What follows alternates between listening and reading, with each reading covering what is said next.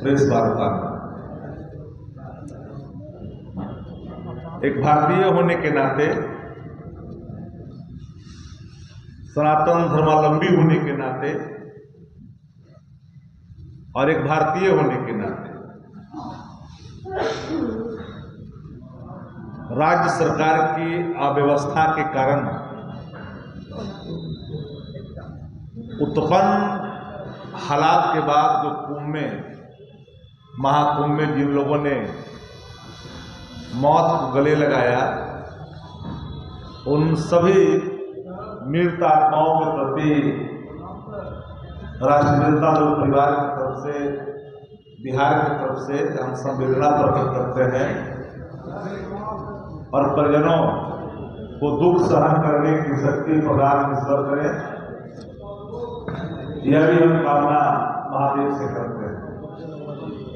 क्योंकि महाकुंभ 2013 में भी हुआ था। इस बार के स्वांग जिस तरह से राज्य की सरकार ने रची, मानो कि महाकुंभ की पहली और आखिरी शाही स्नान है। अव्यवस्था ने कई परिवारों को पिछड़ने पर मजबूर किया। राज्य सरकार ने, उत्तर प्रदेश की सरकार और केंद्र की सरकार ने सनातन कर्तव्यों का निर्वहन नहीं किया और न ही सनातन आचरण की उदारता दिखाई।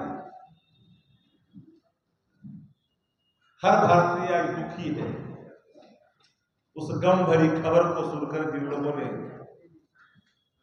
उस कुंभ में जाने के बाद। हम मांग भी करते हैं कि सरकार 50-50 लाख रुपए की मुआवजा की राशि का ऐलान करे। जो लोग राज्य सरकार की अव्यवस्था के कारण कुंभ में अपनी जाने गए, यह हमारा कर्तव्य था। इन कर्तव्यों का निर्वहन के बाद मैं आता हूं मूल सवालों पर, जिन सवालों को लेकर के कल से ही पत्रकार साथी इधर उधर घूम रहे थे और आप लोगों ने देखा कल कि जो 2 नंबर वाले उप मुख्यमंत्री हैं, जिनके दर्जे दूसरे नंबर की, 1 नंबर वाले जो उप मुख्यमंत्री हैं उनके पास तो वित्त विभाग है और 2 नंबर वाले जो उप मुख्यमंत्री हैं उनके पास पथ निर्माण और खनन विभाग है। तो 2 नंबर वाले उप मुख्यमंत्री की तरफ से कल जो सवाल सामने उठाए गए, अपरिपक्व, निराधार, तथ्यहीन एक आरोप आया, इसको हमें लगा कि पीपुल डोमेन में जानी चाहिए। ये मामला है तपोवन सड़क निर्माण का, राजा कंस्ट्रक्शन से जुड़ा हुआ है। गया के वजीरगंज का मामला है। 2016 से ही भुगतान की प्रक्रिया कार्य के विरुद्ध कार्यपालक अभियंता, कनीय अभियंता और सहायक अभियंता के अनुमोदन के उपरांत भुगतान की राशि किस्त बाई किस्त राजा कंस्ट्रक्शन को प्राप्त होता गया। कोई भी समझदार व्यक्ति जिनको फाइनेंशियल रूल का या जिनको विभाग की समझ होगी, उनको इतना ज्ञान जरूर होगा कि भुगतान करने का अधिकार सिर्फ और सिर्फ कार्यपालक अभियंता, अधीक्षण अभियंता और मुख्य अभियंता को ही प्रदत्त है। और वह भी तब भी जब कनीय अभियंता एमडी बुक करते हैं, सहायक अभियंता देखते हैं, सारी प्रक्रियाओं से गुजरने के बाद भुगतान देय होता है। ये मामला पाकुड़ से जुड़ा हुआ है, चालान से जुड़ा हुआ है। असल बात भारतीय जनता पार्टी के अंदर आंतरिक कला के जो कई दुकानें खुल गई, चूंकि 16 से लेकर हम 25वां में हम लोग हैं, 2025 में आ गए, वो अप्रत्यक्ष तौर पर नंदकिशोर यादव जी को और नितिन नवीन जी को टारगेट कर रहे हैं। ये टारगेट कर रहे हैं नितिन नवीन जी को और ये टारगेट कर रहे हैं नंदकिशोर जी को। मंगल पांडे भी कहीं आधार पर होंगे, क्योंकि उनके कार्यकाल में भी भुगतान हुए हैं। नादानियत के स्वर एक जिम्मेदार पद पर बैठे वाले व्यक्ति से नहीं आनी चाहिए। यही कारण है कि 2 नंबर के उप मुख्यमंत्री हैं, वरना 1 नंबर के होते। कोई भी डिपार्टमेंट के अंदर में अगर निविदा का निष्पादन होता है, वो तकनीकी प्रक्रिया है और तकनीकी प्रक्रिया का हिस्सा है। और निविदा के निष्पादन के बाद जब अवार्ड होता है कोई भी निविदा, तो वर्क ऑर्डर मिलने के बाद वो काम करता है और काम करने के अगेंस्ट में राशि का भुगतान होता है। इतना भी ज्ञान एक राज्य के 2 नंबर वाले उप मुख्यमंत्री को नहीं है, ये दुखद है। हम आप पत्रकार साथियों को एक बात और संज्ञान में लाना चाहते हैं। विस्मरण अगर हो गया होगा तो मैं नहीं जानता, लेकिन मैं स्मरण करा दूं कि देश के प्रधानमंत्री आदरणीय नरेंद्र मोदी जी बिहार विधानसभा के कार्यक्रम में पहुंचे थे और उसी कार्यक्रमों में नेता प्रतिपक्ष आदरणीय तेजस्वी यादव जी ने जननायक कर्पूरी ठाकुर जी को भारत रत्न की मांग की थी। अगर आप लोग का स्मरण होगा तो याद होगा। हालांकि भारत रत्न मिल गया, लेकिन एक बड़ा सवाल है, उस कार्यक्रम में मेहमानों को खिलाने के लिए बिहार विधानसभा से जो भुगतान की गई है प्रति प्लेट, उस राशि का दाम 6000 रुपया प्रति प्लेट है। यह भुगतान बिहार विधानसभा ने किया है। That time speaker was honourable present में जो 2 नंबर के जो डिप्टी सीएम है वो थे। 6000 रुपया प्रति प्लेट की भुगतान की गई है। हमें लगता है कि इन विषयों पर भी सारी बातें खुल करके आनी चाहिए। इस पर भी एक बार तथ्यात्मक तरीके से इन्वेस्टिगेशन की आवश्यकता आन पड़ी है। उन्होंने कल नेता प्रतिपक्ष पे सवाल खड़ा किया कि उस समय उप मुख्यमंत्री तेजस्वी जी थे, लेकिन पथ निर्माण मंत्री 18 में कौन था, 19 में कौन था, 20 में कौन था, 21 में कौन था, बताओ, 22 में कौन था, बताओ।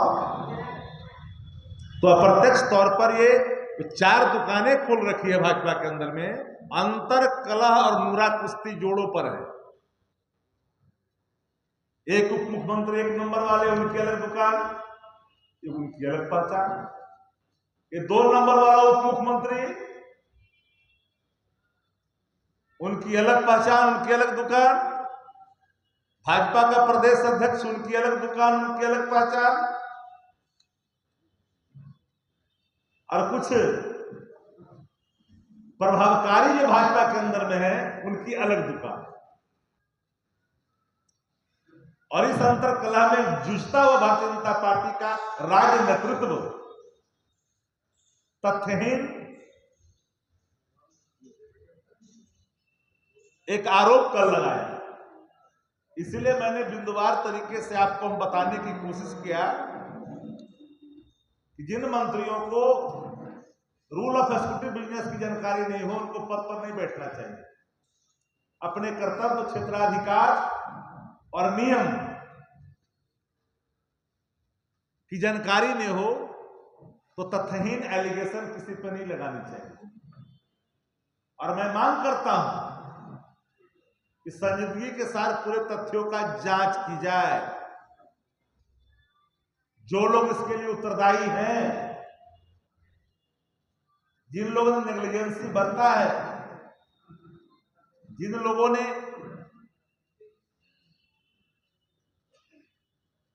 आवंटन नाजायज तरीके से लिया है, भुगतान नाजायज तरीके से लिया है, उन पर कार्रवाई कठोरतम की जानी चाहिए। लेकिन मुझे हैरानी हुई, आप सही पत्रकारों को भी हुआ होगा, ये व्यक्ति 2 नंबर का उप मुख्यमंत्री चुपचाप कैसे थे इतना दिनों तक। एक पत्रकार ने जब इन सवालों को उठाया तब इनकी चक्षु खुला। तो कैसे काम नहीं करता एंटीना? जब कोई पीछे से बाह्य शक्ति का प्रहार करता है तब इनका एंटीना काम करता है। एक पत्रकार साथी ने जब इन सवालों को रेज किया तो आनंद फानन में बैठक बुलाकर के इसकी तहकीकात कर करके पत्राचार झारखंड सरकार से की गई, खनन विभाग से, ये स्टोन चिप्स उठाए गए थे बिहार से और दिखाए गए हैं चालान पाकुड़ का। सवाल यह है, तो एयर नेग्लिजेंसी जिन स्तर पर हुआ है, ये इसके अधिकार क्षेत्र बटे हुए हैं। ये तकनीकी विषय है। इन विषयों को देखने के लिए कार्यपालक अभियंता, सहायक अभियंता, कनीय अभियंता और अधीक्षण अभियंता, यानी JE, assistant engineer, executive engineer और सुप्रिटेंडेंट इंजीनियर, राशि का आंकड़ा जब बढ़ा जाता है तो चीफ इंजीनियर तक जाता है। ये मामला तकनीकी है, लेकिन इसको राजनीतिक बनाई 2 नंबर वाले उप मुख्यमंत्री जी। आरा में क्या हो रहा है? Every worker Bharatiya Janata party fully known, not only I and. माहवारी क्या वसूली जा रही है दारू बालू से? कौन है इंचार्ज वहां का? मेरा सीधा चार्ज है, एलिगेशन है। इसलिए मैंने कहा कि 6,000 रुपये प्लेट प्रधानमंत्री जी आए थे बिहार विधानसभा में कार्यक्रम में तो 6,000 रुपये प्लेट की भुगतान किया गया था बिहार विधानसभा के अंदर। हम लोग कोई पॉलिटिकल एलिगेशन नहीं लगाते,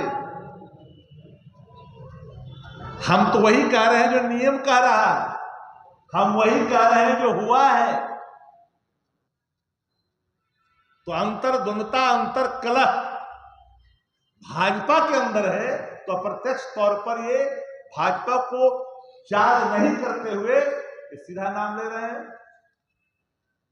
कोई रोका कार्रवाई करने से? आपने अभी तक कौन सी कार्रवाई की? काली सूची में डालने की प्रक्रिया की, वसूली की प्रक्रिया की, एफआईआर आपने दर्ज किया उसके अगेंस्ट में,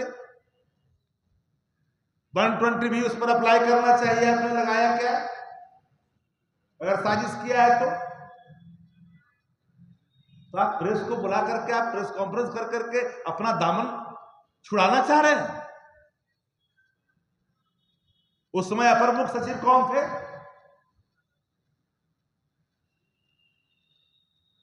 ये सारी चीजों की जानकारी होनी चाहिए। नकली दवा की दुकान नहीं चलने वाली है, माफ करिएगा। नकली दवा की कमाई नहीं बहुत दिन तक चलती।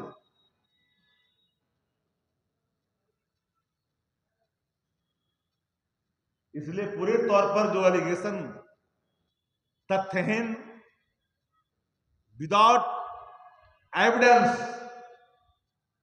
एक एलिगेशन कल अप्लाई किया गया है, ये 2 ही नंबर का उप मुख्यमंत्री कर सकता है, 1 नंबर वाला तो नहीं किया। 1 नंबर वाला क्योंकि फाइनेंस में है तो फाइनेंशियल रूल की जानकारी इतना दिनों में हो गया होगा, इसलिए उन्होंने नहीं कर सकते। इससे जुड़े हुए सवाल पर अगर कोई आपके मन में कोई और सवाल है तो आप पूछ सकते हैं।